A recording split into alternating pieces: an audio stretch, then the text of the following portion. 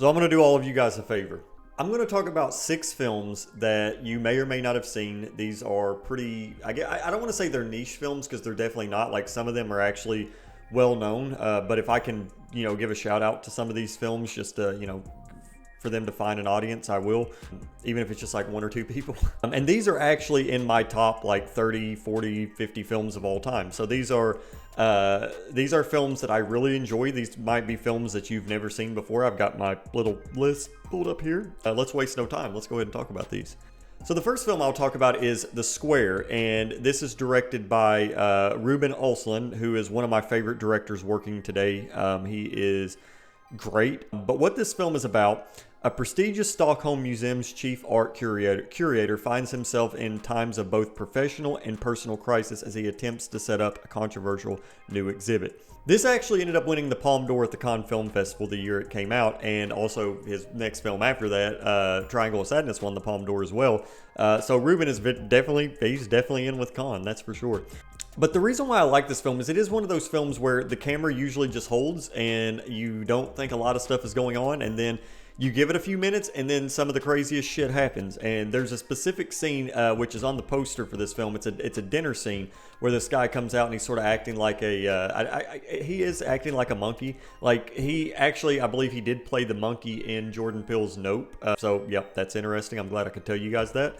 And it's just one of those films that subverts your expectations. Like you're not really going to expect all the stuff that happens in it.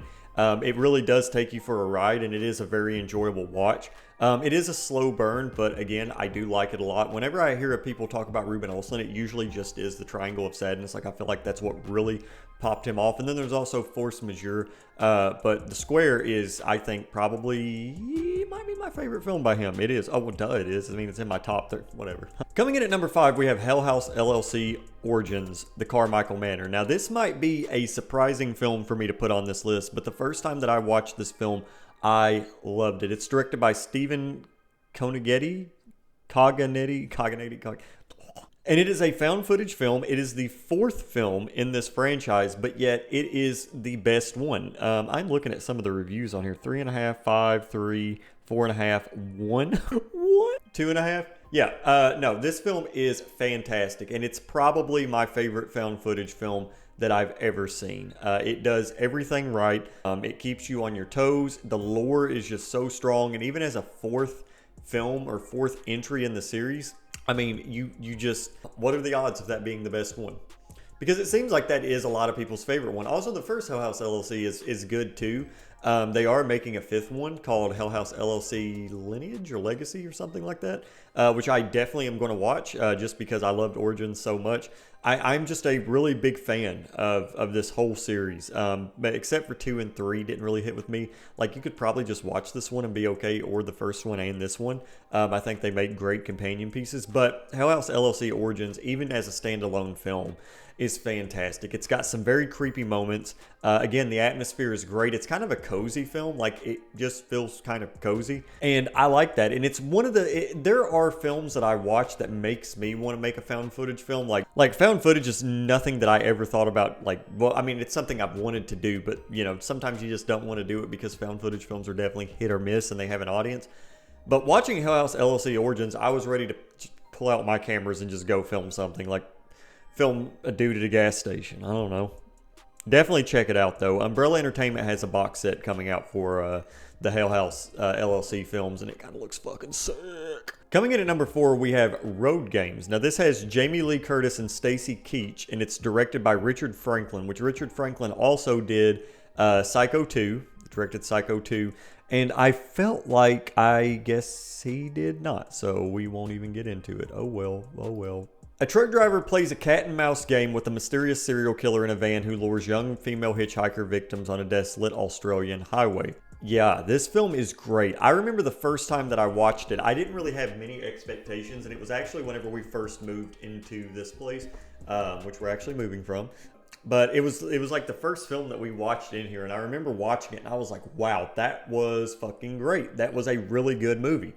To the point to where I was really in my feels, and it made it into like my top 3 of all time. Yeah, seriously, like it was insane. Now it's in like my top 20, but it is just a fantastic film. It's got just this brooding atmosphere. Stacy Keach is fantastic. Jamie Lee Curtis is great. They have this just interesting dynamic. The film just never lets loose. Like it just you keep on. It keeps you in its grasp, and the whole entire runtime, you're just wondering what's going on, what's going to happen with these characters. And there's something about Australian films that just really, I don't know, man. They just tickle my toes. They just do. So yeah, definitely check out Road Games though. It's fucking amazing. It's a phenomenal film. I would suggest it to anybody. I would even let my granny watch it. Coming in at number 3, and this might actually, this is not a niche film. This might be one that you have actually seen on this list. But it is called The Hunt, and it is directed by Thomas Vinterberg, and it stars Mads Mikkelsen. And a teacher lives a lonely life, all while struggling over his son's custody. His life slowly gets better as he finds love and receives good news from his son, but his new luck is about to be brutally shattered by an innocent little lie. So I don't want to say more about this, just because I feel like going into it blind is really the best way to go about it. But I would probably say it might be Mads Mikkelsen's best performance that I've seen him give off, and he's one of my favorite actors. It is one of those films where it's got this cozy atmosphere. The cinematography is very warm. It's set in the fall. Thomas Vinterberg is also a great director. I really love his work. But it's a very harrowing story. It in a way, it kind of, which I just recently made a video about this director, but Neri Bilge Ceylan, or Neri Bilge Ceylan, however you want to pronounce it. Some of the subject matter in this reminded me a little bit of About Dry Grasses that I recently watched, which I would put on this list actually probably as like, I don't know, number 1 or something. But The Hunt is a phenomenal film. It's really good. You really have to give it time, and it does tackle some pretty rough subject matter, but it is a just amazing watch. And Mads Mikkelsen really, he shines in the film. He really does. When I saw it for the first time, I believe I saw it before Another Round came out. I fell in love with Mads Mikkelsen after that, and I will see anything that he's in. Just terrific actor. Coming in at number 2, I'm actually really excited to talk about this film. This is called Little Children, and it's directed by Todd Fields, and it stars Kate Winslet and Patrick Wilson. Now, this is my 9th favorite film. No, my 10th favorite film of all time. So this is in my top 10 favorite films of all time. It is, again, it's another one of those cozy films. Like, I don't know, I love cozy films, especially films that are like set in suburbia. I love films like that. Like I love films that have that, sort of suburban atmosphere. I don't know, they make me feel warm and cozy, and I just love them so much. But Todd Fields is probably, he's an amazing director. He seriously is. I love In the Bedroom and I love Tar. I would probably say that In the Bedroom and Tar are probably in my top 50 as well, possibly. But yeah, Todd Field is just, he knows exactly what he's doing. I would love to get at least one more film from him, because I know he said he's probably not going to make another film after Tar, which is sad. But Little Children and In the Bedroom, they don't have official Blu-ray releases, although I did see somewhere that they were going to get a Blu-ray release, so I'm not exactly sure. We shall see about that. Don't hold me to it. But as soon as these get a Blu-ray release, I am rewatching them, and they might move higher up on my list. But Little Children, again, it's touching on sensitive subject matter, but it's just the way that it's executed is just nothing short of fantastic. I just love this film so much. I adore it a lot. Todd Field is just a master. Really, he is just a terrific director. I will see anything that he makes. Yeah, so definitely check out Little Children. It's a good film. And coming in at number 1, this film, I love this film. I'm about to flip out. Let me just read you guys what it's about. It's called Loveless, and it's directed by Andrei Zvyagintsev. A missing child, a marriage destroyed, a country in crisis. Yep, that's it. That's it. That's all I'm going to say about it. Yeah, we're not going to say anything else. This film is the absolute shit. Like, this film is amazing. It is just... I recommend this film to everybody if I can, because it is one of the few films where, okay, so I'm not spoiling anything, because it is about a missing child, and I'm not going to spoil anything, don't worry, but the characters that you follow in this, the parents, you do not like them whatsoever. You probably shouldn't like them. If you do, then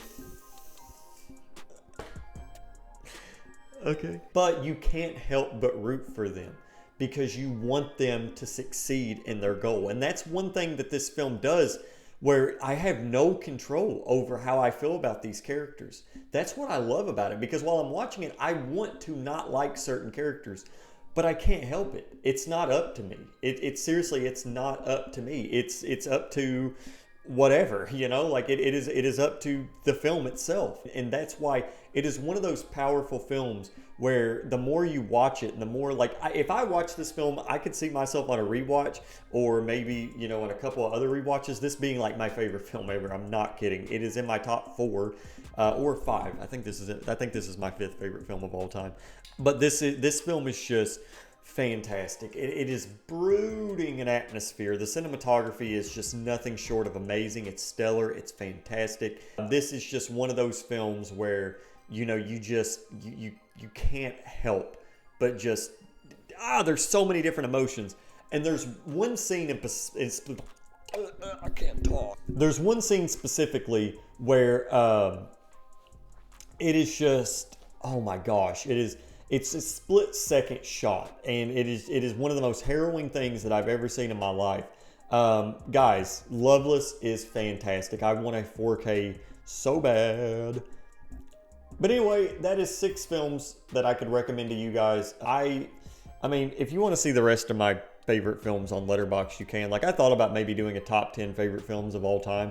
Like, that's the list that sort of stays somewhat the same. But I mean, like, my number 4 is Clockwork Orange. My number 3 is Barry Lyndon. My number 2 is Silence of the Lambs. And my number 1 is Texas Chainsaw Massacre. So yeah, there's that. So I guess I just spoiled my top 5. So I guess this could be also like a top 5 favorite films of all time. Woo, yeah, yeah, yeah. But anyway, let me know what you guys thought of any of those films that I just brought up. If you have not seen any of those or just a few of them, definitely check them out. I'm giving you guys my highest recommendations for those. The reason why I chose those specifically is because those might be films that you've not seen.